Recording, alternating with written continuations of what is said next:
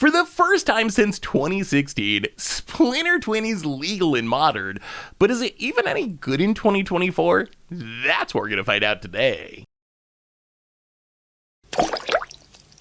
Hello everyone, it's Seth, probably better known as Saffron Olive, and the long wait is finally over. After 8 years, Wizards has finally done the right thing and unbanned Splinter Twin.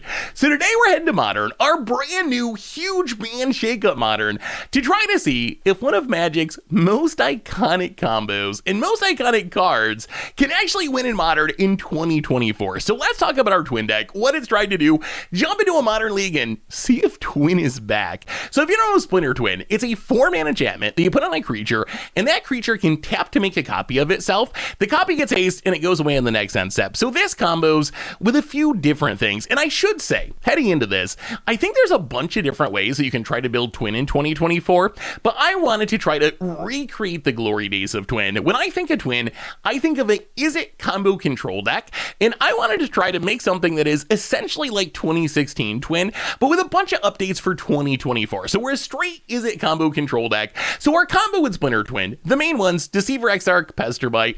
If you put a Splinter Twin on either of these, they're creatures that have an ETB that untaps a permanent. So we put Twin on a Deceiver Exarch.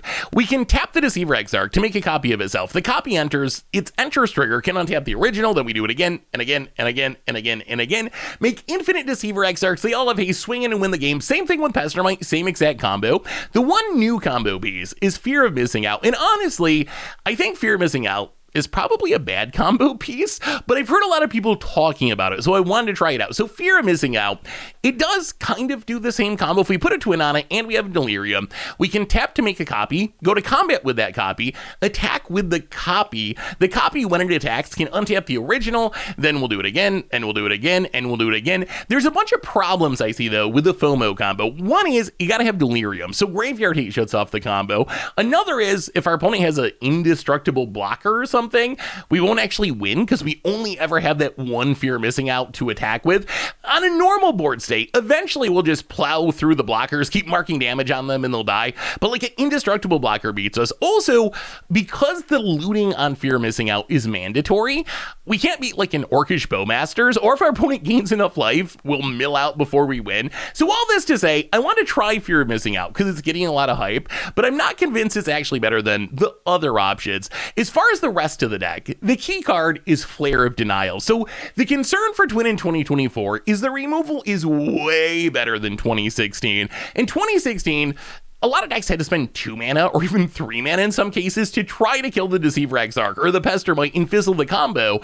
But today, most decks are going to have 1 to 0 mana removal. So Flare of Denial, this is our way to fight through the removal. It's a free counter spell, but we have to sack a non-token blue creature. So we have like Snapcaster Mage, which lets us reuse our preordains, reuse our counters, but we can also sacrifice it to Flare of Denial. We have Thundertrap Trader, which digs for Splinter Twin, digs for our counter spells, plus we can sack it to Flare of Denial. So ideally, if we're worried about our opponent having interaction, when we go to combo off, we'll have Flare and a blue creature to fight through a removal spell and still win the game. The rest of the deck, we get some counters, we get some removal. Flame of Venor, I think, deserves a shout out because this card is going to be so good.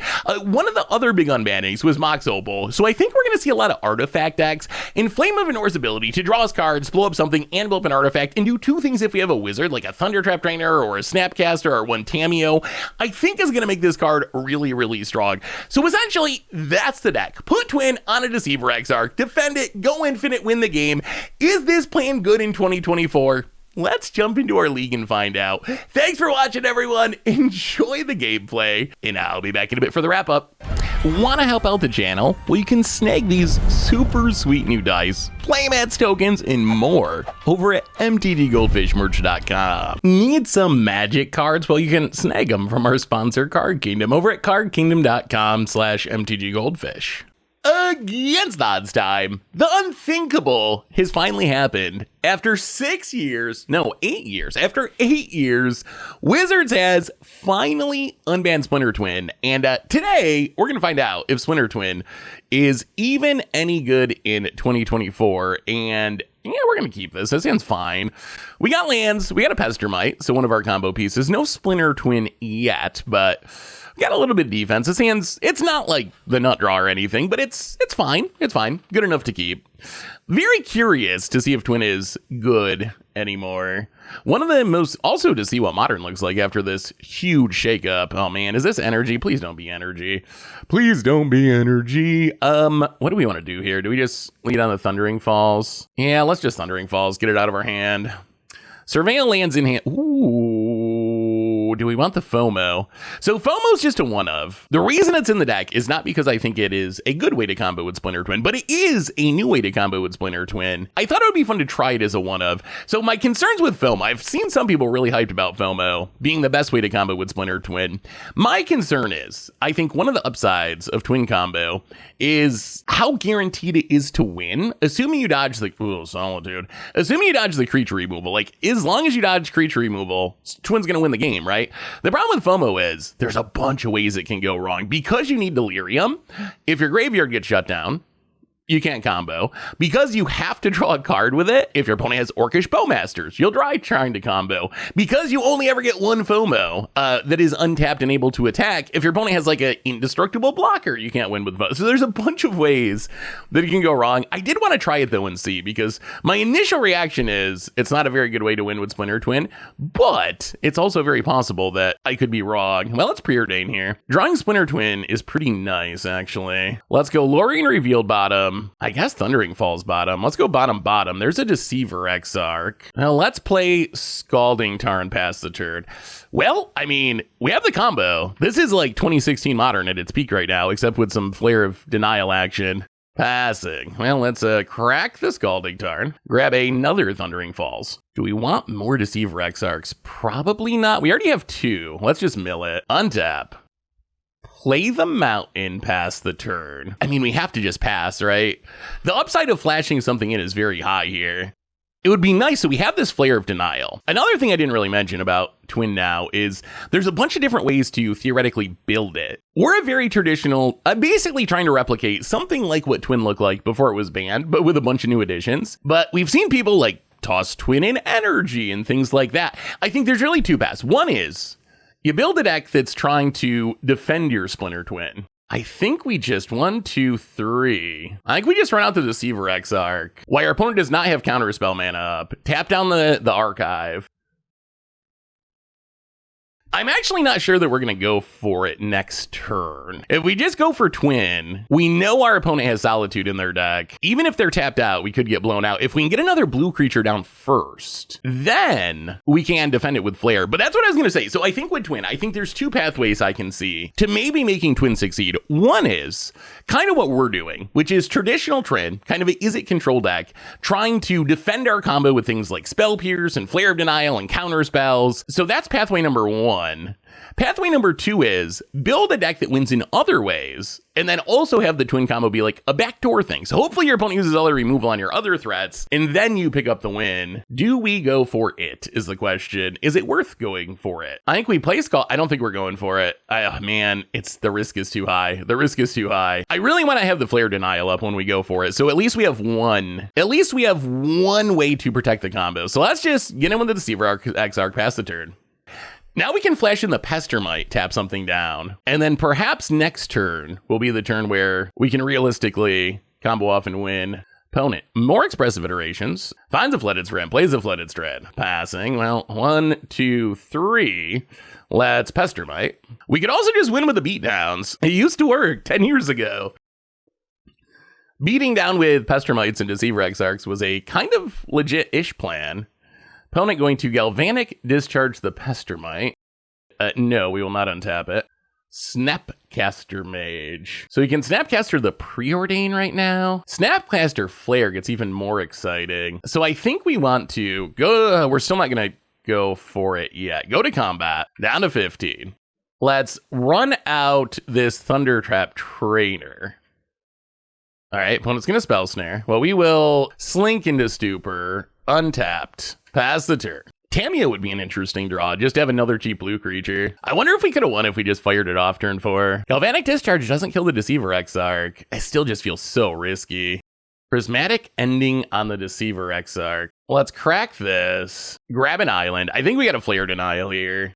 Flare Denial. See if our opponent also has a counter spell. Now our opponent knows about the flares, which we'd rather them not, but we're running out of Deceiver Exarchs at this point. Well, let's see what we draw. Another Snapcaster. Well, let's go to combat.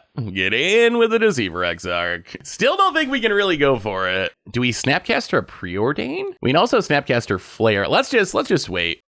There could also be a world where we like draw another bolt and get our opponent with bolt, snap, bolt. What do you got? Steam Vents tapped. So bonus at 13. 4 cards in hand. Prismatic ending the Deceiver Exarch. Snapcaster. The Flare of Denial. Counter it again, or attempt to. Alright, opponent's going to reprieve. Well, that's annoying. So they get to draw a card. They get rid of the Deceiver Exarch. Hallowed Fountain. Alright, opponent passes. We draw. Flooded Strand. Opponent down to 9. Play the Flooded Strand past the turn. Opponent's definitely outdrawn us this game. All these expressive iterations. Opponent finds a Preordain. And casts the Preordain. Yeah, I mean, this is actually kind of showing off the challenge, right, of Twin in 2024. Like, there's just so much free interaction now. Where before, like, when Twin was legal last time on turn 4, when our opponent had, like, no mana up, the ability to just flash it in was, or just run it out there was pretty safe. Bolt your face. Snapcaster. In theory, bolt your face attack with the Snapcasters, like, that is lethal. In practice, opponent's got 5 cards in hand. Well, bolt, snap, bolt. It really is like we're playing 2015 Modern. Opponent gonna crack the Flooded Strand down to 5. The reprieves are really good against Snapcaster. Opponent has Deceiver Exarch. Gonna untap a land. Reprieves the Lightning Bolt. Ugh, okay. Well, we need a top deck or we're about to get twinned. Steam Vents. Tapped. Counter spell. Well, we gotta pass the turn. Would be nice to put the Splinter Twin on the Snapcaster, but I think we just have to, because of reprieve, we have to leave up our mana. See if our opponent goes for it. If they do, they probably have some defense. Worms. Wow. Okay, opponent's on full defense mode. Yeah, I mean, I think we're probably dead, but we are going to counterspell this. We have to counterspell it, right? If we don't counterspell this, we can't counterspell the Twin anyway. At least this leaves our opponent guessing as to whether our last card is another counterspell. And maybe it makes our opponent think twice before going for it. But yeah, I think this game we basically, like, our opponent saw 10 more cards than us because of chaining these expressive iterations. All right, well, that was enough to convince our opponent not to go for it, which, that's something. We're not dead. We're not dead yet. We still really need some top decking. Another Deceiver Exarch. I'm going to untap a land. And Arid Mesa, not especially helpful here. Our bluff kept our opponent from going for it last turn. So hopefully bluffing keeps them from going for it again. We could try to twin the counter spell, but if that goes wrong, we just auto lose. I was a Snapcaster for Orm's Chant. Yeah, the Orm's Chant looking pretty good. Looking pretty good for our opponent. Buying them the time to theoretically combo off. Yeah, we can't stop this one. Well, I mean, we came to see if Twin was good. Unfortunately, this game, it's our opponent winning with Twin. Yeah, there's the Twin. Unfortunately, it's looking good for our opponent. How can we punish this deck? Mystical Dispute, Force Negation, Harbinger of the Seas. Perhaps the Stern Scoldings? What do we not want is a bigger question. So I think we're going to go down the FOMO. I'm almost tempted to go down Lightning Bolts. So far, we've seen Deceiver Exarchs and not a lot of targets for the Lightning Bolts outside of hitting our opponent's face. I feel like the Harbinger of Seas is actually pretty good against our opponent's deck. One of our upsides is our mana should be a lot more consistent than our opponent's. You know what? Let's go down another Lightning Bolt. I guess we could go down the one of Tamiyo, but Tamiyo seems fun. Yeah, it's just going to die. All right, let's go down the Tamiyo. They have a ton of removal for Tamiyo. All right, one Lorien reveal. Let's run it like that. All right, we're on the play for game number 2. And, well, okay, this hand's fine. We have an expressive iteration. We also have this Harbinger of the Seas, which could be a blowout. It could be a blowout. We are going to have to get our mana set up if we want to twin We can get a mountain here. Yeah, we really want 2 mountains before we Harbinger, or else we minimize our ability to actually Splinter Twin. That Worm's Chant was brutal for our opponent. So I mentioned before, I think there's 2 paths with Twin, right? One is try to defend Twin. One is, we've seen like the Boros energy deck, just put Twin in there. And like, you can pressure his energy deck to get rid of your opponent's removal to clear the way for your Twin kills. So I think that's the other way. Our opponent's deck, much like ours, definitely on the defend Twin plan, except maybe even to more extreme, going to white for Worm's Chant. There might be a lot of Twin today. Like, I'm recording this, obviously, like the day after the bannings. I think things will normalize, but today I would not be surprised if a lot of people are trying to X with the new cards. Let's Polluted Delta go. Polluted Delta for Surveil land, and then we can Scalding Tarn for a mountain, and look for one more land that can... One more mountain, and then we can Harbinger. Preordain. Let's go Graveyard. I think we're just casting this Thundertap Trainer this turn. Well, now we definitely are. All right, Scalding Tarn, correct, Scalding Tarn. Grab a mountain and do a little Thundertrap training. Unfortunately, it cannot hit a land, but it can hit a Flare of Denial. Okay, that's pretty good. Flare of Denial kind of combos with Thundertrap Trainer, right? Easy body to sacrifice if we need to counter. Opponent passing. Splinter Twin. Well, okay, we will Expressive Iteration. Opponent's going to Reprieve. I think we actually, man, as much as this hurts, I think we actually have to counter this because we need to hit a land here. Deceiver Exarch. Bottom the Snapcaster. Exile the Scalding Tarn. Play the Scalding Tarn. All right, that was painful, but we had to do it. What do we do with this Scalding Tarn? Opponent also going to Expressive Iteration. We'll see what our opponent does here. This might just be Harbinger of the Seas game. Let's not crack the fetch yet. Let's wait and see. We could draw another land, and then that would make Harbinger even better.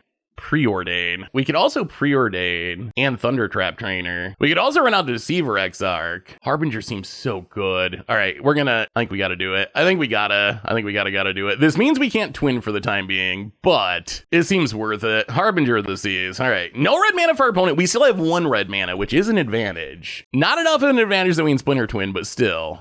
Solitude, pitching Solitude. I think that was still the right play. Like, the thing is with Solitude, right? Solitude answers Deceiver Exarch, Splinter Twin anyway. So getting rid of 2 Solitudes, long term, not the worst for us. It does free our opponent's mana, which is pretty scary, especially now that we know they have Worm's Chant. So that part is very frightening, but I think running out the Harbinger was the best we could hope for there. All right, so opponent exiles a Harbinger, and sure, and opponent. Teferi Time Raveler. You know what's really bad for us? Teferi Time Raveler. That is pretty bad for us. I mean, that's another way we can just not interact. Flame of Enor. Cannot hit Planeswalkers, sadly. Well, that's Preordain. Bottom and top. Lightning Bolt to Teferi. Steam Vent's untapped. Run out the Thundertrap Trainer. Grab a Preordain. And pass the turd. Maybe Jeskai's the way to go for Twin. Teferi and Worm's Chant. Opponent has a lot of ways to make it so you just can't interact during their turn. And white gives you Solitude, which is just, I mean, any Modern Horizons 2 or 3 cards you can stuff in the deck. The more powerful you make it. It is annoying that we have the entire combo in hand and we just cannot really realistically fire it off. Well, okay, let's see what we find. Oh, they're going to Deceiver Exarch. All right, opponent, upkeep, Deceiver Exarch. Well, let's see if they have a free counter. If not, this Flame of Enor is going to be pretty sweet. So let's play the Flooded Strand. And 1, 2, 3. Flame of Enor. Draw 2 cards, kill the Deceiver Exarch. We draw, kill you. All right, so that worked. That's good. Well, let's crack the Flooded Strand. Grab a island. And might as well Preordain. We can't. All right, Snapcaster bottom, Slink top. We can't cast anything at instant speed anyway, which is very obnoxious here. Get it at ya. So we need to get rid of this Teferi so we can start doing other things with our lives. If we can Slink the Teferi, like the good news is we're kind of pulling ahead on mana. All right, opponent finds the land. Passing. We draw Pestermite. Well, okay. Flame of Enor. Draw 2. Actually, no. That doesn't even make sense. Let's go to combat, attack the Teferi. See if our opponent flashes in a Deceiver Exarch or something. Attack the Teferi. Takes it. The problem is, so if we Slink into Stupor Teferi, then our opponent can flash in Deceiver Exarch, and we don't have a way to stop. Well, okay. Slink into Stupor Teferi. We still have the Spell Pierce. We can't cast it to make sure the Teferi bounces, but we can cast it if the Teferi gets bounced on a Splinter Twin. All right, so there's the Deceiver Exarch. Opponent's going to tap a land, sure. Well, save a Spell Pierce. In theory, Spell Pierce works here. If our opponent goes land or enchant Splinter Twin, then we're dead. All right, there's a twin, so we will Spell Pierce. All right, not dead yet. Gets in, hits us. So we untap, we draw, twin. Well, okay, 1, 2, 3, Flame of Venor, draw, kill. Oh, we didn't hit a land. That's awkward. Well, go to combat, get in with the Thundertrap Trainer. Yeah, hitting a land there would have been nice. We can Flare Denial to counter it to Fairy, or attempt to. Yeah, all right, well, Flare Denial, sack the Thundertrap, to Fairy down. We're putting up a fight. We're actually kind of close. Wouldn't mind drawing a land so we can Pestermite and Splinter Twin, and we don't have a counter. The opponent's catching up on mana. That's a little awkward. We have so many Splinter Twins. Opponent mills a land. Opponent passing. We draw land? Deceiver Exarch. All right, well, pass the turn. Opponent's only got 4 cards now in hand. Yeah, I really wish we could double Deceiver Exarch, but wow, an opponent scoops it up. Okay, we didn't see the twinning, but apparently we played good enough defense that our opponent eventually gave up. What does Teferi Time Raveler mean for our lives? Oh, we really cannot have that resolving. Is that a reason in and of itself to keep Bolt in? The problem is, good as Flame of Venor was that game, and it was very good. Like, that game 1, our opponent won because of Expressive Iteration. I would argue game 2, we won, specifically because of Flame of Venor drawing us a bunch of cards. I am scared of Teferi, though. Let's bring in a Lightning Bolt. Maybe the Harbinger's not even... Yeah, let's go up 1 Bolt, 1 Harbinger. The Harbinger that game, our opponent just killed it anyway. And that felt like about max value for it, right? Not only we had it on turn 3, our opponent was down to 0 red mana, and it still wasn't enough. I actually think we can keep this. I think this is fine. Mystical Dispute's good at stopping Teferi. We can get some Surveil lands. We have a Thundertrap Trainer. Not like a super exciting hand, but in a kind of controlling mirror, it doesn't hurt to be the player that has the land drops. Opponent Skulling Tarn cracks it. Thundering Falls, I'm sure. Yep, go do a little surveilling. Yeah, this Mystical Dispute should be good. Opponent mills a Pestermite.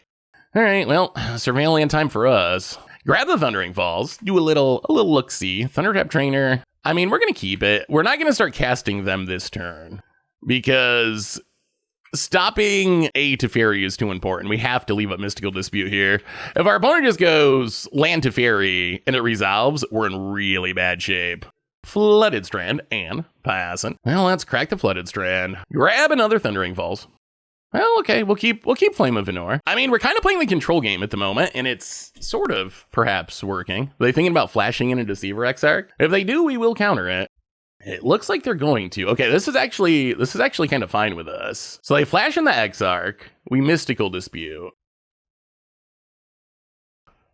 Draw the Flame, play the Island, pass the turn. All right, well, threat 1 down. Also a Pestermite in the graveyard, so 2 combo pieces gone. Ooh, green mana, Breeding Pool tapped. Do we just pass, or do we Flame of Venor? Yeah, let's just wait. Flame of Venor can actually just kill a Deceiver Exarch, which is nice. Let's play Steam Vents, pass the turn. They can't really Deceiver Exarch this turn, right? Or else, well, they can, but if they do, we can Flame of Venor it, or attempt to. Next turn, we can hopefully get down a Thundertrap Trainer. Still super worried about Teferi in specific. Also, any of the protection stuff. Like, our deck has good defense, but our opponent has some very scary protection. I mean, this doesn't feel bad so far, though. Ugh, the nostalgia. This feels a lot like old Modern, with a bunch of upgrades, but still, like, just the way this is playing out, that's the very reminiscent of, like, pre-Twin being bad. I'm sure, you know, it's early, it's the matchup, like, all that stuff. Yes, there's some Solitudes thrown in, and Teferi's thrown in, but still, like, this kind of feels like good old Splinter Twin magic. And this is just our first game of the league, but win or lose, this is the most fun I've had playing Modern in a long time. I am a little nervous about some of the unbannings. Like, Mox Opal is wild. Like, I don't know, I've done videos and articles, like, going through the Modern ban list and, like, ranking them based on how likely I think it is that they could be unbanned. And for me, Mox Opal, actually, if you go back to the article, for me, Mox Opal is the lowest tier of unbanning. I always fast mana. I just immediately am like, okay, they're not going to unban the fast mana. So I was shocked with that one. Green Sun Zenith Faithless Looting were in the middle. They were in the, I think you could consider it, but there's definitely risks here. I think the risk of Green Sun Zenith is just breaking Amulet Titan. The upside of Green Sun Zenith is it could open up some like Elves decks or Maverick decks, these like creature toolbox decks. If those become a thing, I think it's a huge win. That would be amazing for Modern. But if it's just like, I'm Primeval Titans 5, 6, 7, and 8, that's going to be a bad thing. Faithless Looting, kind of the same thing. I like the fair decks that it used to enable, like Mardu Pyromancer. I liked Hollow One, like some of those things.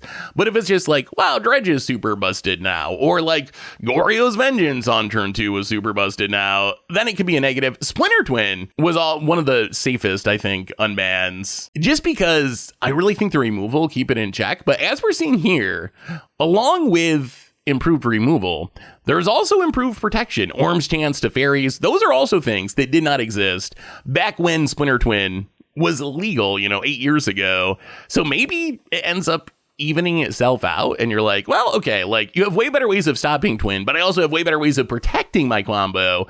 So maybe in the end, Twin's like medium. I still think it is by far the safest of the unbans. Like I was doing the percentages of how likely I thought it was for the cards to get rebanned, and Mox Opal, I'm like 75, 80, like it's up 70 to 80%. It's high. Like I think it's very likely that card ends up having to be banned again. I hope it doesn't. I hope every card can come off the ban list and not need to be rebanned, but that one really scares me. Like if my buddy Simian Spirit Guide's too good for Modern, it is hard for me to think that Mox Opal is not too good for Modern. Then Green Sun Faithless Looting, I had Green Sun like 50, Faithless Looting like 30, although a lot of people took issue with that and said they should be the same or Faithless Looting should be ahead. I just think the Primeval Titan stuff really worries me. Really scared of that. Maybe that's also my personal biases, because I kind of hate getting stomped by Primetime on turn 3, and I think it's going to happen more often.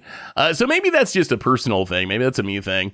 Our opponent, I don't know if they got disconnected or what. They're getting to the point where clock might be an issue. I mean, maybe not. We're in game 3, but they're almost at 5 minutes now. We still have over 12. I guess the combo means that the games can end relatively quickly. Okay, opponent seems to be returning. All right, we are just going to pass the turn, see what our opponent does. That's good. No Pestermite, no Deceiver Exarch. Opponent thinking and passing and missing their land drop. Now, there's another Flame of Venor. We'll play the Mountain. I think we run out the Trainer here. Run out the Trainer. We can still Flame of Venor. All right, opponents get a Spell Snare. We can still Flame of Venor. We can still snap a Mystical Dispute. Did they find a land? Yes, Flooded Strand. Passing. Ooh, Flare of Denial. All right, Scalding Tarn. And let's try this again. Thunder Trap Trainer.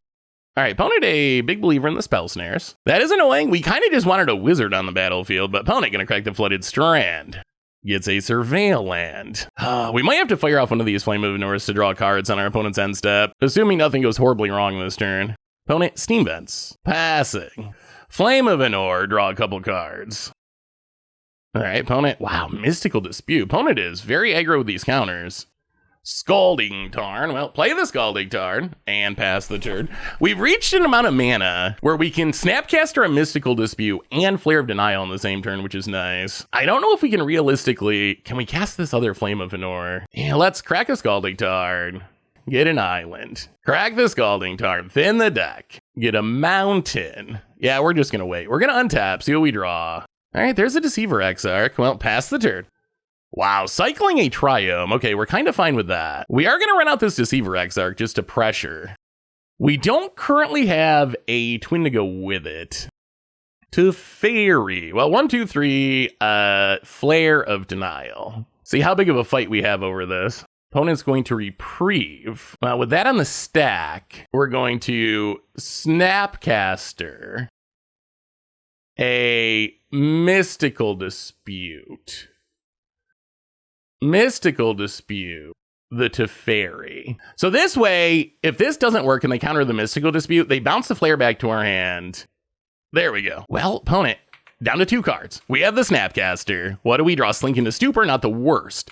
Get it with the Snapcaster, hit it. Wait, are we pulling ahead? Are we pulling ahead? Pass the turn. We still got the Flame of Venor. We got a Deceiver Exarch. Passing. Well, let's speed up this clock a little bit. Deceiver Exarch. Yeah, we'll just untap a land. Gonna let it go. Uh-oh. What is this? Solitude Hardcast. All right, I think we just let this go. We don't have the twin yet anyway. So we let this go. We draw an Arid Mesa. Well, let's play Arid Mesa. Let's crack Arid Mesa. Grab our last Steam Vents, untapped. Flame of Anor, 2 modes. Draw 2, kill the Solitude. Ooh, Harbinger of Seas. That's interesting. And I mean, I think we do it. This really hits our opponent's mana. Harbinger of the Seas. No Orbs Chat for you. No Teferi for you. Under 3 minutes. Are we going to win the mirror? Are we the twin champion of 2024? An opponent scoops it up. And I got to say, game 1, I was feeling kind of nervous. Game 1, our opponent's Orm Chants and Teferis. I was thinking, oh no, maybe we're not favored. Maybe we're just like the worst version of twin. But in the end, we didn't actually see any twinning. Although the thing is, like, we would have twinned eventually, right? Given an infinite timeline, eventually the twin would have probably won the game, or else maybe we just win by beating down with Snapcasters. All right, no actual combo, but a pretty good win in a tough mirror match. Modern's back. We are finally back in Magic's best format. We'll see if it's fixed. And not only are we back, we're twinning. Twin is back after it. Is this twin again? Is just literally everyone playing twin today? All right. I mean, it could be. It's just a Scalding Tarn. We won't freak out yet. This hand's pretty good, though. I was going to say we need to hit our land drops, but it looks like that's going to happen. So now we kind of want protection, I guess. Snapcaster bottom. Yeah, let's go bottom. Hitting another land's fine. Then we can Thunder Trap Trainer next year. So in our dream world, dreams don't always come true. But what we'd like to do, Thunder Trap Trainer, find a Flare Denial, into Deceiver Exarch, into Splinter Twin. That would be the cleanest way to just combo off on turn 4. Turn 4 kill. Turn 4 kill in Modern. Uh-oh. Raccoon Theater. Reanimator? Are we dead? All right, leaves it on top. Well, maybe not Twin then, if our opponent's playing Raccoon Theater. Or maybe it still is. Maybe we're Rakdos Twin. Are we getting Thought Seized? Are they junning us out? Oh, creativity. Okay. And there's the Thoughtseize. Thunder Trap Trainer is actually the best way to stop them, although Deceiver Exarch Splinter Twins, probably kind of scary for our opponent. Gonna need to find a counterspell if our opponent's playing creativity. I don't know our opponent's hand. Okay, they take the twin. Well, that's good. I think Thunder Trap Trainer is actually the card we need the most at the moment. Flame of Anor. Let's just play them out and run out the Thunder Trap Trainer. Do a little digging. Well, okay. I guess we will just reassemble twin. And pass the turn. All right. I mean, we will see. The good news is if our opponent Indomitable Creativities, and then we just follow that up by comboing, I think we win, right? Infinite Deceiver Exarch beats a whatever, a Troxer or Velgavoth. Passing. Unfortunately, our opponent does know that we have the full combo. Well, play there, Mesa, go to combat. Get in at the Renin 6. Well, let's see what our opponent does. We have options here. We can just see if they tap down for something, which they just can't, right? Because if they do, then we combo kill them. We could just bolt the Ren, but then we can't Deceiver Exit. I think we got to leave up. I think we got to leave up the possibility of our opponent tapping down illogically. But because we got the twin off the Thunder Trap Trainer and they saw our hand with Thoughtseize, they won't, right? They can't, they won't. Opponent gets back the land. This Ren is annoying, just hitting all the land drops. Bloodstained Mire. Well, all right, let's crack the Arid Mesa. Grab a Steam Vents untapped, and we're just going to Flame of Anor to draw a couple cards. Sadly, cannot use both modes, but draw 2 cards. Yes, please. So you might be wondering, why not just go for it? And the answer is, our opponent very likely has an answer, and we do not have. Oh, there we go. There's a Flare Denial. That's huge. Huge. That is the hugest of draws. Well, let's play this Arid Mesa, go to combat. That is the defense we were looking for. Lightning Bolt away the Ren. This is where we want to be. So now we can Deceiver Exarch. Ooh, there's a Dwarven Mine. If they go for creativity, we can interact with it and still win. I mean, if they go for creativity, we could just Flame of Anor and wait another turn. That's also a possibility. Opponent, Bitter Triumph, discarding the Archon of Cruelty. So that does hurt, because it means we lose the blue body that we wanted for Flare of Denial. Gonna get in and hit us. Are we going for it? Another Dwarven Mine. Going to persist the Archon of Cruelty. Oh, they got to have the Deceiver Exarch covered, right? Oh boy, this hurts. This does hurt. Mountain. And yeah, we got to spend our Flare of Denial here, unfortunately. This just means we don't have a counter for next turn, which is not great. Fable of the Mirror Breaker. Well, all right, let's see what we can find. Opponent, pass it. We draw. Splinter Twin. Well, let's preordain for a land. FOMO bottom. Scalding Tarn top. So play the Scalding Tarn, crack the Scalding Tarn, grab a island. Yeah, run out the Tamiyo. Not the safest position I've ever been in, though. Untaps with Fable. Our opponent's still in kind of a weird position, though, right? If they just fully tap out, they risk losing through Indomitable Creativity. I mean, I guess that's a power twin combo, right? Our opponent, even though they're kind of popping off and doing their thing, there's always hanging over their head the possibility that we just twin them. The Thoughtseize was hugely impactful on the game. Just our opponent knowing that we have the interaction really changes things. Like, our opponent is 100% knowing that we can combo if they tap out. The information advantage is huge. Opponent does not discard a single card. So I imagine our opponent's goal is to combo and still leave up enough mana to prevent our twin combo. Dwarven Mine number 3. Yeah, and that's a lot of dwarves. I mean, they gotta have it, right? They didn't loot with Fable. So they have something going on, or they would be playing this differently. They don't know about the Flame of Venor. Well, okay, 1, 2, 3. Flame of it. I think we got a flame. Draw 2. Oh, no, that doesn't work. Okay. Draw 2, kill a creature. This has got to be correct, right? Okay, we have 2 options. We Flame of Venor, kill a token, draw 2. We could draw into Flare of Denial to counter this. The other option, let it resolve, flash in the Splinter Twin, and try to go infinite. But our opponent has 2 mana up, and they're presumably getting a bunch of Archons that are going to draw a bunch of cards. But maybe, actually, what are our odds? 40 cards, 3... Odds of hitting the flare are not high. Do we just go for it? If our opponent didn't know about our hand, I'd feel so much more comfortable with this. But is this just our opponent being desperate? Yeah, I mean, I think we actually just go for the combo. Archon and Archon. Sacrifice a Tamiyo. Discard a Splinter Twin. And we will discard a Flame of Venor. Well, this is it. This is a game. 1, 2, 3. Do you have removal? Tap down your commercial district. I mean, removal check, that's part of what Twin does, right? I feel like this was mathematically our best bet, even though I think the odds of us winning are still not high. All right, opponent has a Bitter Triumph, and we scoop it up. Yeah, I mean, I think that was the only realistic option. I don't think we could actually just try to draw 2 and hope that we hit the flare. The thing is, we're losing to 1 Archon just as much as we're losing to 2 Archons. So we can bring in the Harbingers, go down the FOMO. Our counters are all very good. All right, go down the Tamiyo, and we'll go down 1 Bolt. Let's run it like that. On to game number 2. Up against Indomitable Creativity. We have the Deceiver. The Expressive Iteration is very good. Snapcaster should give us some value eventually. Lightning Bolt's kind of medium. Like, in theory, it can kind of interact with Indomitable Creativity, but that's kind of the hard way to do it. So one of the risks of unbanning Faithless Looting is decks like this. There's just turn 1 Faithless Looting, turn 2 Persistent Archon. If our opponent has that draw against this hand, we're in trouble. It's going to be interesting to see how the looting ban shakes out. I'm very, very curious to see if that ends up being a good or a bad thing. Well, we're going to play Thundering Falls. Preordain. We'll keep it. I don't know if we had to put it bottom just to try to find a counter. I'm very worried about Faithless Looting persist. Oh dear. Are we just seeing that happen in practice? Blood Crypt untapped. Faithless Looting. Yeah, Faithless Looting is going to have a big impact. I never hated Faithless Looting, though. I always felt like Faithless Looting, maybe it's inevitable, but I always felt like it kind of got banned for the fault of other more broken. Oh, jeez, there's Archon. Okay. Life is kind of bad. Preordain. Well, bottom and top.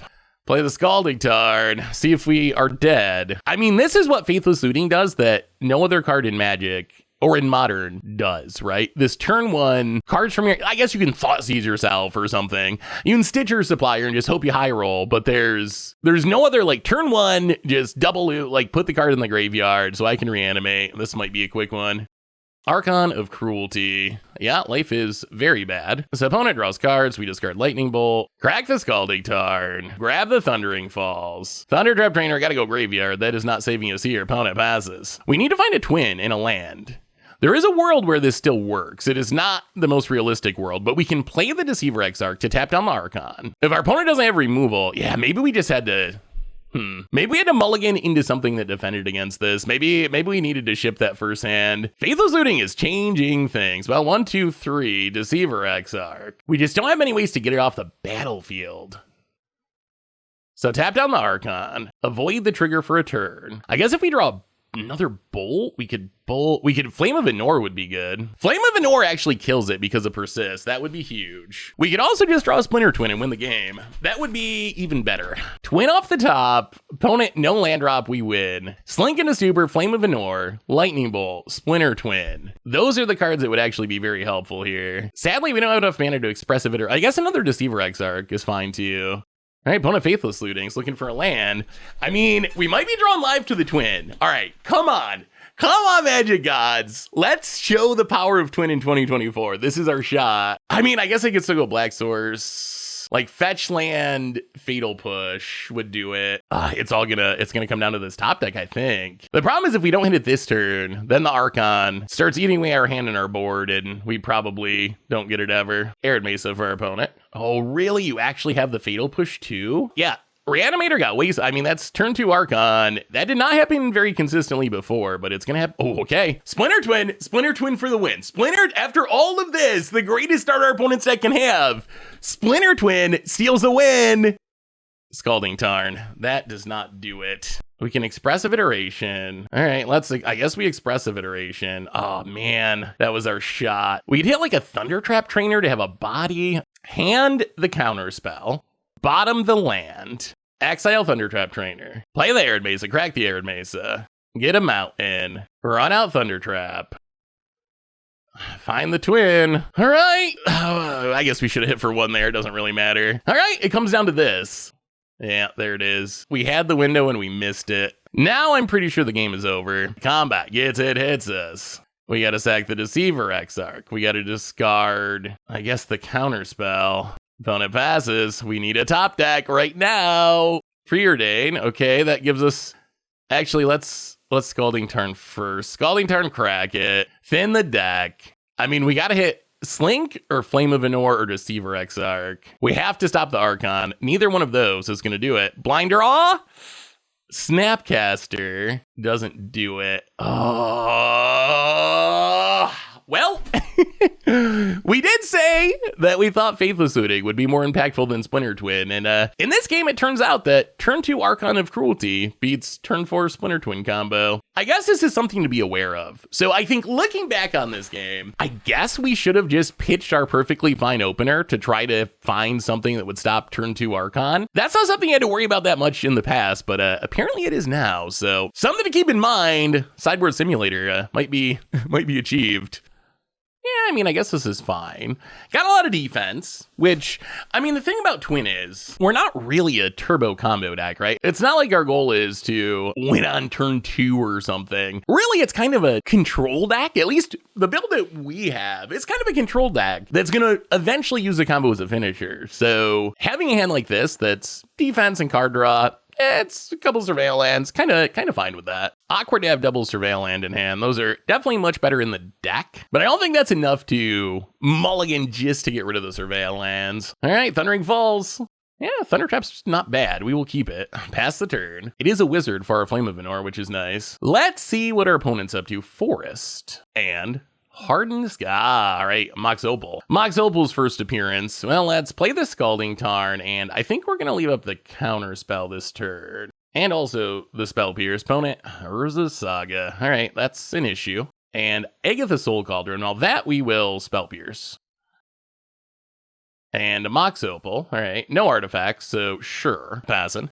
Flare of Denial. Well, that might make it worth running out this Thunder Trap. Let's Scalding Tarn, crack it. Island. Actually, do we even want to do that? Yeah, I think we do. We're going to run it out.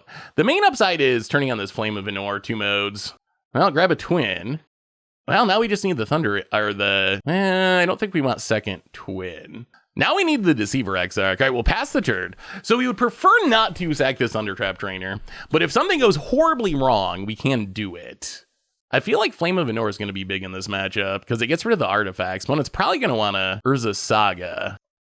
We draw more Flame of Anors. Well, let's Slink into Stupor and pass the turn. So I think we let our opponent make the construct.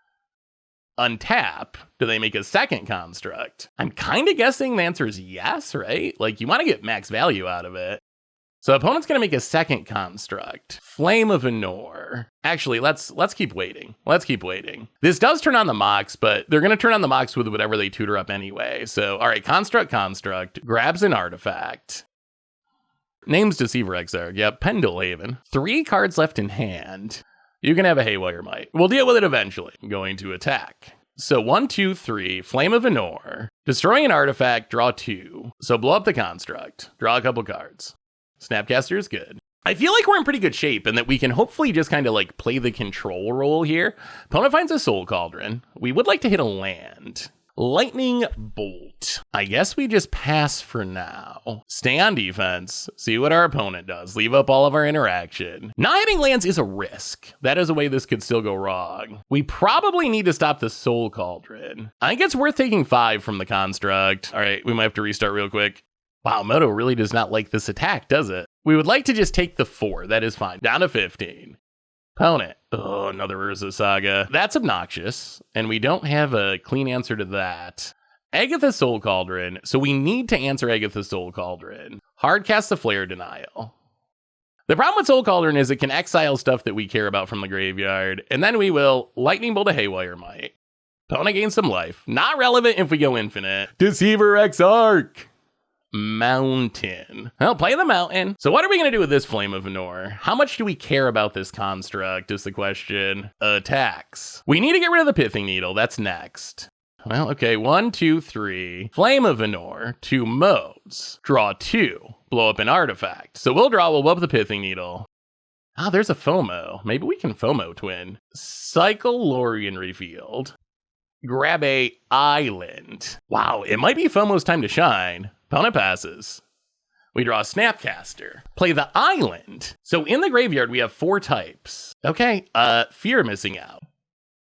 We will discard a Snapcaster Mage. And there's the Deceiver Exarch. All right, pass the turn. We have 2 counters at the ready. We're not going to die this turn. So I think the worst case is probably our opponent having a second main deck Pithing Needle.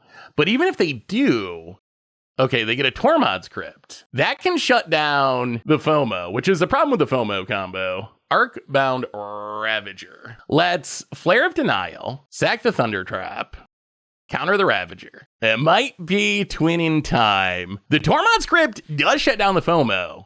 Does not stop this Deceiver Exarch, though. Flash in Deceiver Exarch. Tap down one of the constructs. Gets in for 5. We will take 5. It's time. The time has come. Opponent passes. 1, 2, 3, and 4. Counterspell at the ready. Stick it on the Deceiver Exarch. Scoops it up, and that went really well. That felt really, really good.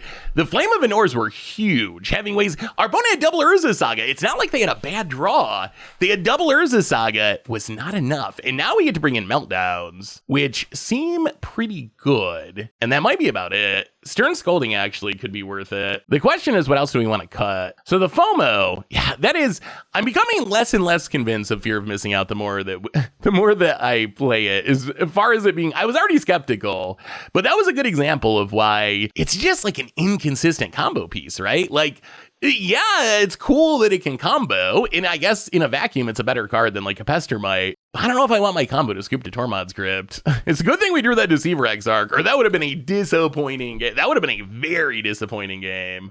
I guess we could maybe cut a counter. I could also see Into the Flood Maw. I kind of want... Stern Scolding seems so good. Spell Snare. Into the Flood Maw. Those are the cards we're interested in. I mean, maybe go down like a counter spell. Maybe the Tameo? Maybe go down both. Well, do we want to go down both counter spells? That might be too much. All right, both counter spells. The good news is our opponent shouldn't have that much interaction. They're not really an interactive deck, so we just need to survive. All right, let's try something like this. All right, a little bit more interaction. So this, I think we really are hopefully settling into the control. Oh, golly. Okay. Well, we are keeping for one reason, which is Meltdown. Meltdown should be insane. Ooh, Spell Pierce. That's actually interesting. Well, Scalding Turn, go. And we have a Flame of Venor, though we need to find a wizard friend. Ancient Stirrings. Kind of tempted to just Spell Pierce this, but that's probably... You know what? You know what? I think we actually just Spell Pierce this. Because it digs for Urza's Saga. Yeah, let's just Spell Pierce Ancient Stirrings. Opponent, Darksteel Citadel. Well, there's the Deceiver Exarch. No twin to go with it yet. Also not a wizard. Oh, if this was a wizard, Flame of Venor would be so good. I mean, it's already so good, but it would be even more so good. Opponent, 2 mana for a Walking Ballista. Sure. I mean, we can Flame of Venor it if we have to. Let's Arid Mesa, grab a Thundering Falls. Well, we'll keep the Lightning Bolt. That's not a combo piece, but it is an easy answer to this Walking Ballista if things go bad. Arid Mesa, go. I wonder how good Hardened Scales gets with Mox Opal, if it's really a huge deal. I mean, that is really a huge deal. Is it a huge enough deal that we need to counter? I guess we could just bolt this. We could just let it go in Meltdown too. You know what? I think we just counter it. Ravager is a scary card. All right, Arid Mesa, crack it. Oh, but then we can't get our Thundering Falls. All right, grab the Mountain, counter the Ravager. I'm gonna get in for 2. Down to 15. Snapcaster Mage. Well, Steam Vents. Snapcaster is a wizard, which is also kind of relevant here. Gonna go to combat. Gonna get in. Hit us. Bolt the Ballista. We do want to get the Deceiver Exarch down, if we can, just to have the possibility of drawing twin and winning. The main thing we probably got to worry about, I guess, is Dismember. That is good against our Snapcaster. Well, 1, 2, 3. Let's Deceiver Exarch. Tap the Forest, I guess. Opponent's gonna fire up the Ink Moth, eat the Ballista to put a counter on the Ink Moth, 2 counters on the Ink Moth, and then we top deck Splinter Twin and win. Thundertrap Trainer. Yeah, I guess we just have to pass. Well, we can get in with the Deceiver Exarch. Little scared about this Ink Moth, but we're gonna get in for 1 and pass. Yeah, the Ink Moth's annoying because it doesn't get melted down. Passing. Do we just have to blow up this Soul Cauldron? Does this leave us dead to the Ink Moth? Not exactly, but it's awkward. I guess we could also wait. Is that worse? All right, let's untap. Let's wait. Let's wait. I really don't want to lose to this Ink Moth. Pestermite. Okay, well, go to combat and see what happens. So if our opponent does Ink Moth stuff, we are going to try to Flame of Venor it. All right, opponent just eats the Ravager. All right, so now they have an Ink Moth that's a Walking Ballista and a Ravager once they turn it on. Another Ink Moth. It only has 2 counters, though. We might have to run out the Snapcaster just to have a wizard on the battlefield. Opponent gonna fire up the Ink Moth Nexus. Okay. 1, 2, 3. Flame of Venor. Blow up the Ink Moth. I think they're just short of killing us, right? 1 artifact, so that's 5 counters, 7 counters. 5 counters. I mean, I guess they can kill the Deceiver Exarch. All right, so opponent's plan is to kill the Deceiver Exarch, sure. I mean, this puts our opponent down 2 lands, though, and we still have this Meltdown. So opponent kills the Deceiver Exarch, fires up another Ink Moth, eats the Deceiver Exarch. Okay, counters on the Ink Moth, sacks it to put counters on the other Ink Moth. They both die. I don't think that went the way... What happened there? Oh, I definitely don't think that was what our opponent wanted to do. They ended up killing both of their Ink Moths. I really want to get rid of the Soul Cauldron. It's eating away. You know what? We got to do it. This is not the highest value Meltdown, but this Soul Cauldron is an issue. Let's blow it up. So what did our opponent do? So they just used the wrong Ink Moth? Oh, they didn't take into consideration all the damage that was marked on it. Even more Agatha Soul Cauldrons. The obnoxiousness continues. Can we find a Splinter Twin? Opponent going to eat the Flame of Venor. Makes a lot of sense. We untap, we draw a Snapcaster, play the Thunder Trap, find a twin. So now we have Pestermite, and we have the twin. Let's into the Flood Maw, bounce this Soul Cauldron, and opponent gets a fish, but that's fine. Opponent gonna eat the Meltdown. What we'd really like is our opponent to just recast the Soul Cauldron, and then we are free to combo. All right, there's an Arid Mesa, so play the land. I feel like we're in a pretty good spot. If only we had a Flare in hand, we'd definitely be good. But even without that, I feel like we're in a pretty good spot. Opponent, combat. Passing, leaving up mana. This has what, Ward 2? All right, let's crack this. Get a Surveil land. I feel like our opponent having an answer is very possible. Let's see what's on the top of our deck. Preordain. Well, let's put it on top. Run out the Pestermite. Tap down a land. All right, let's see if we can hit a Flare here to seal it. Are we going for it, is the question. Let's bottom Splinter Twin. top preordain. Preordain again. We're gonna wait. We're gonna wait. Ooh. Put on top. Put on top. Okay, that's a good hit. That's a good hit. Go to combat, get in, hit you. So no twin yet, but our opponent's only got 2 lands because we got rid of all those ink moths, so we don't really have to just run it out there. We're in pretty good shape. And the Flame of Anor with 2 modes is huge. Like, sooner or later, our opponent's going to feel like they have to try to do something. Passing. 1, 2, 3. Flame of Anor. Destroy an artifact, draw 2. Blow up the Welding Jar. Opponent's going to sack it, sure. We draw a couple cards. Another twin. Snapcaster Mage. Oh, we're getting so close. We're getting so close. Let's play the Arid Mesa. Go to combat, get it. We're going to play it careful. I think this is how you're supposed to play twin, honestly. Like, remember, it's a control deck that has a combo finish. So I think playing it like a control deck and then eventually wearing our opponent down and finishing with a combo is perfectly fine. Well, let's crack Arid Mesa, grab a Mountain, Snapcaster Mage for Flame of Anor. We really just want to draw a flare or a counter spell or something. Flame of Anor, draw 2, 5 damage to a creature. So draw 2, kill the fish.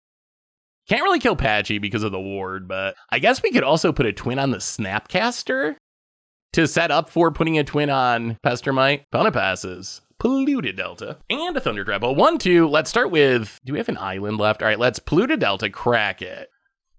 Grab the island. Thunder Trap Trainer. No Offspring.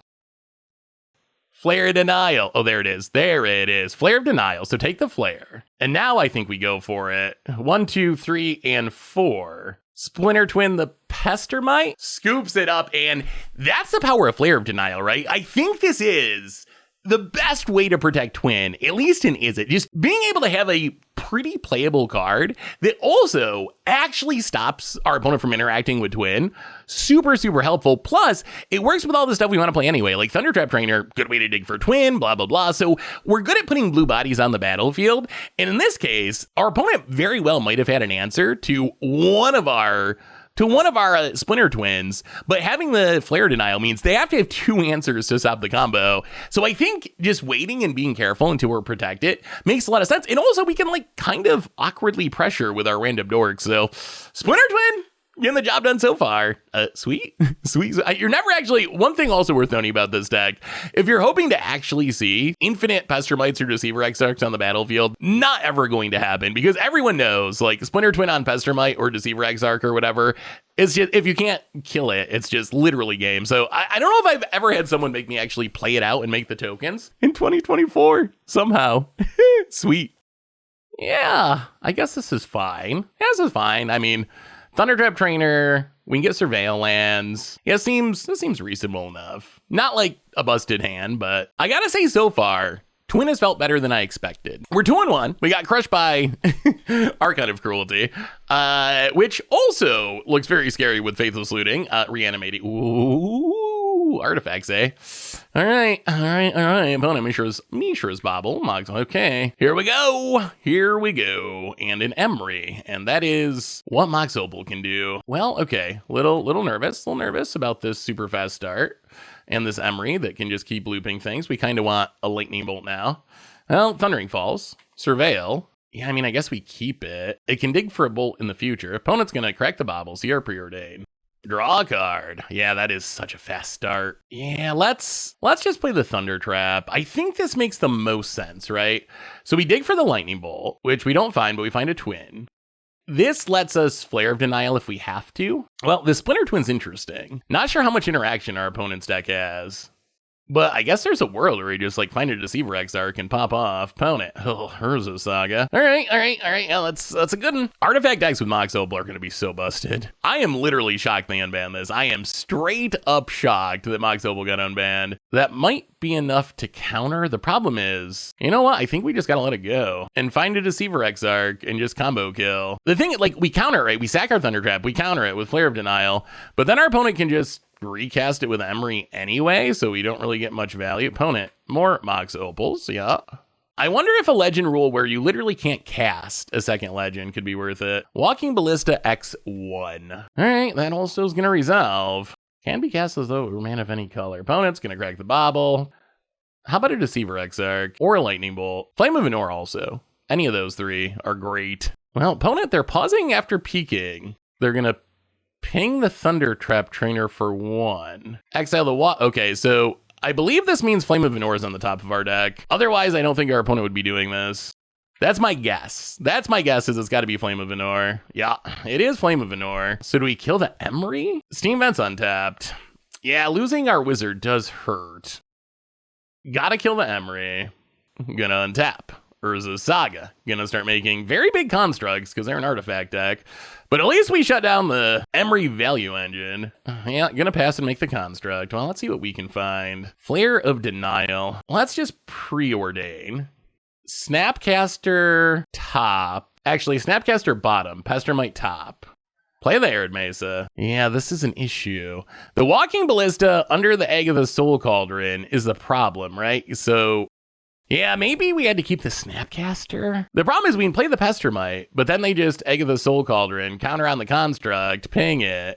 So it doesn't actually win us the game. Yeah, Egg of the Soul Cauldron, really good. Yeah, I kind of feel like maybe the Snapcaster was worth keeping. Urza Saga. Mox Opal in a format with Urza Saga is an absolutely wild choice. It is a wild choice. And Botanical Sanctum. I mean, good news is we do have Meltdowns in the sideboard, which hopefully will be helpful against this deck. Bad news is we're kind of dying, and I don't see a way for us to not be dying here. I guess the Snapcaster wasn't going to do it anyway, right? Because of Soul Cauldron. So I don't know what I'm talking about. The Snapcaster was dead dry anyway, so I think putting it to the bottom was correct. But this Walking Ballista, yeah, I mean, I guess Island Cycle. I'm not even sure what we're looking for here. I don't know if there's a card in our deck currently that stops what's going on. There is in our sideboard, and we're almost to sideboarding. Well, Thundering Falls, Duel of Surveillance, Snapcaster. Would be great if it wasn't for Egg of the Soul Cauldron, so it's got to go to the graveyard. Draw, Preordain. Well, we might as well cast it. The problem is I think we have to kill both of these, right? Twin, yeah, well, bottom. One more draw for a miracle. Deceiver Exarch. Does that matter? So we can Deceiver Exarch tap one of those. I mean, we'll play it out. Well, I think we're dead, but we'll play it out. Deceiver Exarch, if we had that last turn, it might have mattered because it has enough toughness that they can't just get sniped by the ballistas easily. That was turn 1 Emery, right? That was just like artifact, Mox, Emery, loop, draw. Kind of ridiculous. Oh yeah, we're actually just dead. All right, well, we'll scoop it up. We can tap down one of them, but then they put the counter on the other one and we die. Well, Meltdown's in. Spell Snare in. Go down the Tameo. Go down the FOMO. I mean, they're playing main deck graveyard. One thing I've become convinced of is FOMO is not a very good twin combo piece. That was already my impulse, is that it was not very good, and the more I've played with it, it just seems like most decks incidentally have extra answers for it. And I don't know if we just want extra answers for our combo. It seems a little bit sus. I kind of want the Into the Floodmaw. Actually, I really like Into the Floodmaw. Into the Floodmaw is very good. Can we go down? Let's go down one Lorien Reveal. Run it like that. Being able to deal with like a Soul Cauldron, at least temporarily, is kind of huge. Okay, we can actually keep this. It's a little clunky. Because we only have one land. But we do have the Lorien Revealed. So I think we play the land, surveil, see if we can find a land, and then we can Lorien Revealed for another land. We also have literally the full combo. Oh, it's a heart. What? What is our opponent's deck? I mean, well, this is a very different start than we saw in game 1, that's for sure. Land. Okay, we draw the Scalding Tarn, that's good. Play the Scalding Tarn, pass the turn. Egg of the Soul Cauldron. All right, I mean, that is a good card, for sure. And a Welding Jar. Lorien Revealed. Island Cycle. Island. Scalding Tarn. So we can Scalding Tarn, get another Surveil land, see if we can find, Lightning Bolt. We're going to put it to the graveyard. We really just want to hit one more land so we can combo. Okay, so play the island. I mean, this gives us the potential win, right? We'll see what our opponent does. But we have the combo and we have the mana. Opponent, gonna need a flare. No protection, but still, it's Hardened Scales. Opponent's gonna Ancient Stirring, sure. I mean, we would prefer opponent just to like tap out and cast their stuff, and then we kill them. So what are we scared of? Dismember primarily. I don't know, what a weird, how did our opponent have that draw last game? That last game draw looks so much different than this draw. Well, I mean, 1, 2, and 3, we gotta run it out, right? Run out the Deceiver Exarch. Tap down your Botanical Sanctum. Do we go for it is the question. Do we go for it? We draw Spell Snare. Steam Vents, untapped. It's no fear. It's got to be no fear. If you got the Dismember, you got the Dismember. Twin? Oh, they didn't have it. They didn't have it. They didn't have it. Okay. Well, that's a turn 4 kill. That is a classic turn 4 twin kill. It gives you a heart attack because there's so many ways that decks can interact with it now, but it worked. It worked. Sometimes you just got to go for it. So they're hardened scales. Wow, that first draw was wild. The Consign to Memory, is that worth it? I could also see the Stern Scoldings. The question is, what do we want to cut? Maybe we go down a Counterspell for a Stern Scolding. And a Counterspell for Consign? Let's try it like that. All right, on to game 3. We are on the draw. So I think the real question is, does our opponent get their game 1 draw or their game 2 draw? Their game 1 draw was ridiculous. Oh, but we got a Meltdown. All right, we're keeping. In Meltdown, this was Wizards' justification, right? For unbanning Mox Opal. Their justification, they actually mentioned Meltdown by name as being a card that made it theoretically safe. We'll see. There's a Haywire Mite. And a Welding Jar. And a Mox Opal. And even, what is this hand? What is happening in Modern? Turn 1, Egg of the Soul Cauldron. Well, our opponent has played 5 things. We will play a Thundering Falls. Lightning Bolt. We'll keep it on the top. Yeah, I don't know if we can beat this or not, honestly. The Welding Jar is an issue. Wow. Not only land, but the Ink Moth Nexus. Opponent combat gets and hits us. So this is going to come down to us living long enough to try to cast a Meltdown. But then they're going to get to save something with the oh no. Oh, Thunder Trap Trainer with the whiff. That is unfortunate. Karnstrucks. Well, let's see if Meltdown is the savior Wizard seems to think it is. Is Meltdown going to be enough? The good news is our opponent has kind of emptied their hand. So if we can stabilize this, our opponent shouldn't have much left going on. Opponent, are they just equipping and getting in for as much as they can? Looks like, yeah. Walking Ballista X0. Last card, just so I can put counters on things. So this means we have to block with the Thunder Trap Trainer, I guess. Attacks. Oh, I really wanted this to live. So we're taking 8. We got a chump. All right, Meltdown. Let's see how good you really are. So we will play a Mountain, and we will Meltdown for 2.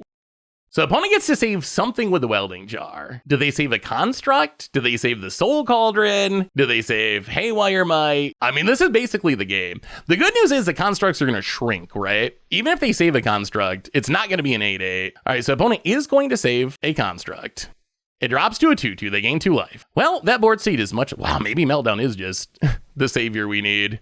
Mishra's Bobble. We also have the Lightning Bolt, so we can deal with this construct. Opponent combat gonna hit us. They want to be able to activate it, I think. Down to 7. We draw Preordain. Well, let's play the Arid Mesa. Crack Arid Mesa. So if we Steam Vents, we drop to 4. Let's grab that. We got to go for it. Steam Vents. Preordain. Well, Mesa bottom. Yeah, let's go top. Trainer top. Pass the turn. So we're going to Deceiver Exarch to tap down the construct. Opponent, Zabaz.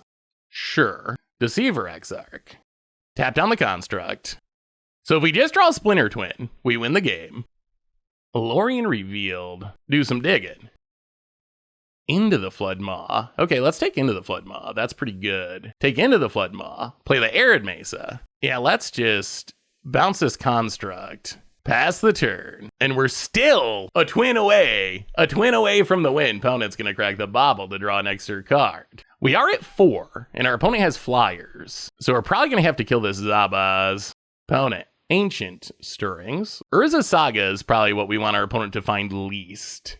Finds a Beseiju, which I guess is an answer to Twin. Well, we know our opponent's hand. Opponent goes to combat. Opponent. No, wait, does this not fly? Oh, you have to pay white to make it fly. Well, all right, down to 3. Crack there at Mesa, get the Thundering Falls. So Twin is, oh man, Twin is not lethal now, but we're gonna keep it because it's gonna be good eventually. Oh, we can't even counter it? That's super awkward. Well, keep the Twin. Do we just Lorien Revealed? How risky is that? I think we do. An opponent scoops it up, and we are 3-1. I mean, we would have gotten there eventually, right? Like sooner. Oh my god, another Meltdown on top. All right, maybe Meltdown can. Our opponent had some degenerate starts, absolutely absurd. Dump your hand on turn 1 Mox Opal starts, and Meltdown just own them. I can't believe I'm saying this, but Wizards might be, maybe they're right. Maybe they're right. I can't believe it, and I still don't believe it, but maybe Mox Opal's gonna be safe after all. Time for some more twinning. We're 3-1. Can we finish? Can we finish with a 4? Is Twin good? Is Twin actually really, truly good in 2024? Maybe it's, I will say it has been better than I expected. Instant, sudden, brutal death. Leyline of the Guild Pact into Ragavan. I mean, thankfully we do have an answer for that. We can lightning bolt it. Play the mountain. Our opponent didn't mulligan a lot. The question is, do they have the Draco? If they have the Draco, life's gonna become bad. Well, bolt the Ragavan. Oh, opponent's passing? Okay, now I feel a little better. A little, just a little. Let's play the land. Get down a Thunder Trap Trainer. Do a little digging. I mean, we have the Twin. We need to find a Pestermite effect. Well, okay. Flare Denial's kind of awesome here. That means if they have the Draco, we can counter it, which is kind of insane. All right, just kidding. Opponent, Leyline Binding. For 1 mana, with 1 land, thanks to Leyline of the Guild Pact. All right, no Draco, no Draco. Okay, so that does mean... oh, that's oh god, that's Pestermite. This might actually be a quick one. Now we want our opponent to have the land Draco. Opponent, the wildest of Nicotals. I think instant death, I'm pretty sure. We'll take a island, and 1, 2, 3, Pestermite. We'll just untap a land, might as well. And unless our opponent has some free removals, that should be game. Mesa Kraket, Mountain Twin, and opponent scoops it up. And okay, maybe Twin's actually just busted. Maybe Twin is actually just busted and no one knew it. I mean, our opponent, they did mulligan aggressively, but that's what their deck does. Like, that's kind of the whole point of their deck, right? You mulligan aggressively to find the ley line and do the busted thing. So FOMO's going out. Still not impressed, but very impressed with how well this deck has played. Maybe we go down the Spell Pierce? The Harbingers just seem too good to pass up in this matchup. Maybe we go down 1 Spell Pierce, and you know what? We'll go down 1 Lorien Revealed. Run it like that. All right, on to game 2. We're on the play. Worst case, even if we lose this one, at least we're on the play for game number 3. It's a lot of Deceiver Exarchs. All right, I mean, we'll try it. At least we have Into the Flood Maw, so we can, well, no Leyline anyway. Opponent's deck without Leyline. Mills the Leyline. Little bit less scary. A smidge less scary. If they dash Ragavan, I guess that's fine. Thundering Falls, Snapcaster to the graveyard. Go. Opponent. I mean, you don't really have to dash Ragavan. I'd prefer you didn't. I mean, I guess even if they do, it's not really the end of the world. All right, opponent gets a tap land and a Wild Nicotl. Hilariously, Deceiver Exarch's kind of a good blocker against that. Yes. All right, we're gonna get the Snapcaster anyway. Well, play the land past the turn. We could run out the Thunder Trap. I think I'm just gonna leave up the counter spell this turn though. Gets it. Hits us. Sure. And passes? Well, you know what? In that case, we're just gonna bounce the Nicotl. Bounce the Nicotl. Scalding Tarn for Surveil Land. We can't not keep it. We can't not keep it. Opponent. Bowmasters. Bowmasters is, I think, the biggest reason why I'm pretty skeptical of the FOMO version of the combo. Well, Scalding Tarn, go. Attacks. Yeah, I think we're gonna make him do it. Crack the Scalding Tarn. Grab an island. 1, 2, 3, Deceiver Exarch. Tap down the green source for Nicotl. Opponent, Leyline Binding. I mean, we knew that was a possibility. Land. How about a land? How about a land? All right, there's a mountain. So in that case, we will play a Thunder Trap Trainer. We're gonna play conservative. We're gonna Thunder Trap. Find a Flare of Denial. That's what we were looking for. All right, so we can't win next turn because we need a turn of flashing in this Deceiver Exarch. Opponent. I think we're actually just gonna counterspell that. Opponent. Ragavan. Okay, that's all fine. Opponent passes. We mostly just need the Thunder Trap Trainer body on the battlefield. All right, pass the turn. I mean, we will see. It comes down to this. We got the Deceiver Exarch. We got the Twin. We got the Flare for defense. Opponent combat. And we will flash in the Deceiver Exarch to block. Wow, opponent's going to swing with everything. Well, 1, 2, 3. Deceiver Exarch. Tap down your white source. Block you. Block you. Drop to 11. Opponent passes, and that should do it. That should do it. That should do it. And 1, 2, 3, and 4. Twin on the Exarch. And opponent scoops it up, and Twin, it's back. It's back. We didn't get the 5-0, but we got the 4-1 rather convincingly. Wow. I was not expecting it to be this good. I really wasn't. So we lost. We're just going to do our wrap up. We're going to do our wrap up right here. We're going to open our treasure chests here. We're going to open our treasure chests, and we're going to do a little wrap up about our Twin deck. And I got to say, Twin's back. Twin is back. I'm blown away at how well the deck functioned. If you go back and look at our matches, our one loss came to Indomitable Creativity that was taking advantage of primarily the power of Faithless Suiting. We lost to turn 2 Persist, Reanimate, Archon, and couldn't get back in it. Other than that, we beat another Twin deck. We beat Mox Opal Hardened Scales decks. The deck performed really, really well. We beat the Domain deck. It performed really well. We saw Twin combos. We saw the fair pieces. We saw Flare of Denial being an absolute all-star.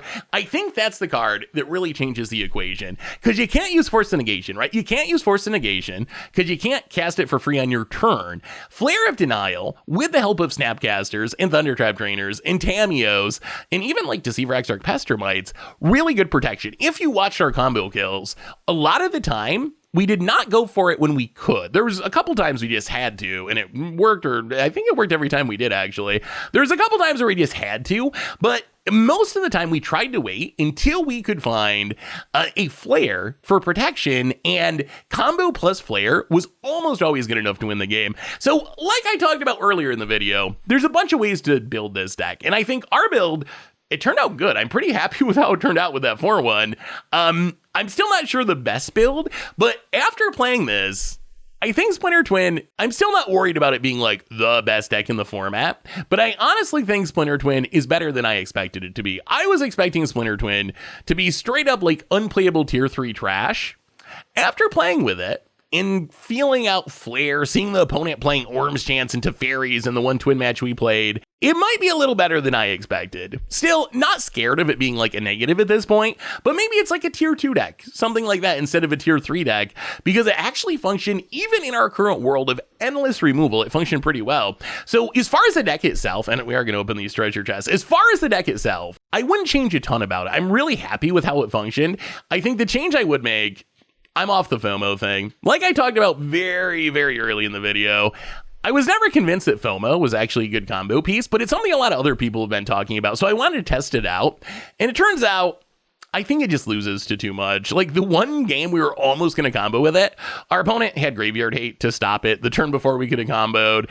We saw Orcish Bowmasters, which also shuts down the combo because the looting is mandatory. So if you combo with FOMO with a Bowmasters out, you just kill yourself by like taking all the Bowmaster pings. So I think a more traditional build, maybe there's a role for a FOMO deck. Maybe you're like Jund Delirium or something, a deck that already wants FOMO, and then you just slot in Twins to have this like backdoor oops I win combo. Maybe there's something like that that's going on with FOMO, but I would say in general, I'm still very convinced that the blue combo pieces, or even Village Bell Ringer in white, are just the better way to go about the combo. As far as changes to make to the deck, so I dropped the FOMO, and you could replace that with another Counterspell, another Expressive Iteration, another Flame of Venor was absurd.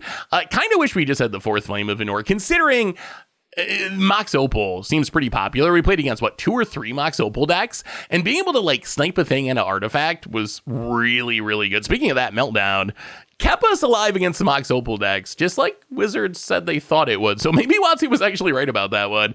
But all around, I mean, Twin's back. I'm happy. The deck's good. If you want a Twin in 2024, you definitely can, and you can even win with it. What do we get in our Twin treasure chest? Slag feed. Janky slag feed. Lunar Convocation, some play points. All right, nothing in there. Well, we still got 4 more to go for our 5-1 Minsk Beloved Ranger, the bad Minsk. A bunch of play points, though. A bunch of play points is fine. Next up, we get Pylon, I guess. These are some bad chests. Where's my Mox Opal, WotC? Where's my Mox Opal? Font of Agony's Pride of Clouds. We played that in a cat deck forever ago. A long, long time ago. Well, last shot. Can we get something big? How about an Evil Twin? Evil Twin. All right, those were some janky chests, but I don't care because Twin is back. And the most important thing, I just played a Modern League and I had a ton of fun. And that is something that I have not been able to say since like a week or two after MH3 released. So I am thrilled that after 6 months of just being miserable, Modern actually feels back right now. We'll see if it lasts, but I, for now, am going to embrace this feeling of loving Modern again. Whether it lasts for another week until Amulet Titan or something dominates the format and it's miserable, or whether it lasts for another 2 years, I don't care. For now, Modern's fun. For now, Twin is back, and it is a good day. So anyway, that's Twin. 4-1 with our first one. It's back. That's been our deck for today. Thanks for watching, everyone. I hope you enjoyed the return of Modern, and I will talk to you soon.